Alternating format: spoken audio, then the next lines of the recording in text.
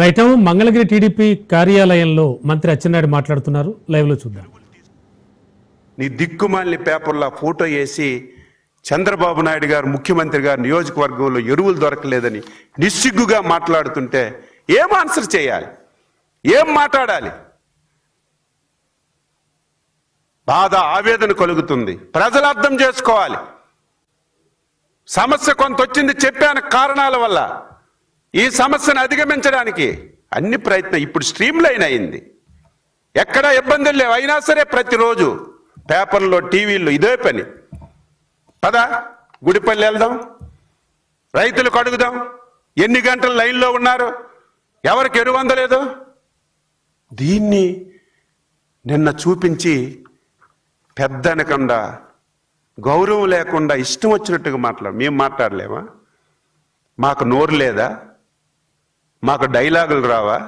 కానీ విఘ్నత వినయం మాలో ఉంది.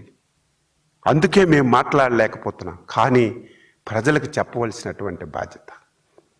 ఈరోజు నా నియోజకవర్గం టెక్కలి. టెక్కల్లో అచ్చెన్నాయుడు నియోజకవర్గంలో క్యూ ఎరువుల గురించి.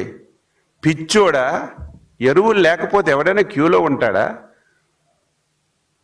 ఎరువులు లేకుండా క్యూలో ఎవడైనా ఉంటాడా? ఎరువు ఉంటే క్యూలో ఉండి ఎరువు తీసుకుంటాడు. ఆ రోజు టెక్కల్లో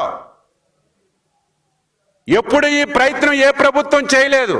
ప్రభుత్వం అంటే ఆర్బీకేల ద్వారా వచ్చిన ఎరువుల్నే అధికారుల దగ్గరుండి పంపిణీ చేసేవాళ్ళు. ప్రైవేట్లో ఎరువులు ఇష్టం వచ్చినట్టుగా అమ్ముకునేవాళ్ళు. ఈసారి ప్రైవేట్కి ఇచ్చిన ఎరువు కూడా పక్కదారి పట్టకూడదు, ఎక్కువ ధరకు అమ్మకూడదని ఆ రోజు టెక్కల్లో వైశ్యరాజు వెంకటరాజు అని షాప్. ఇది డేటు 23 ఆగస్టు. 23 ఆగస్టు నువ్వేదైతే ఫోటో తీసావో వైశ్యరాజు వెంకటరాజు షాప్ ఇది.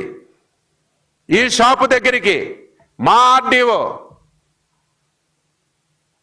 మా ఏడి ఏవో అందరూ దగ్గరుండి రైతులకి అందరికీ క్యూలో పెట్టి 300 రూపాయల కంటే ఒక పైసా ఎక్కువ అమ్మకుండా 15 నిమిషాల్లో ఇవన్నీ ఎరువులు ఇప్పిస్తే వెంటనే వెళ్ళి ఫోటో. అప్పటికి ఆర్డీఓ అడిగారు, ఎందుకు ఫోటో తీస్తున్నావు, ఇక్కడ ఏం సమస్య ఉంది అంటే పరిగెత్తి పారిపోయి ఫోటో తీసేస్తే అచ్చెన్నాయుడు నియోజకవర్గంలో క్యూలో ఉన్నారని నిస్సిగ్గుగా మాట్లాడుతుంటే నీ దిక్కుమాలిన పేపర్లో వేసి ఏం సమాధానం చెప్పాలని చెప్పి అడుగుతున్నా.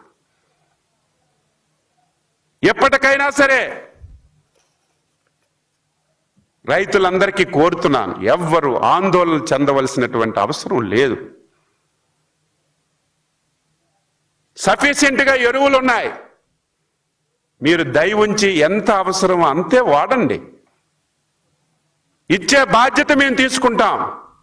కొంతమంది ఆందోళన చెంది రేపు రబీకి కూడా ఇప్పుడే తీసుకెళ్లి నిల్వ చేసుకుంటున్నారు.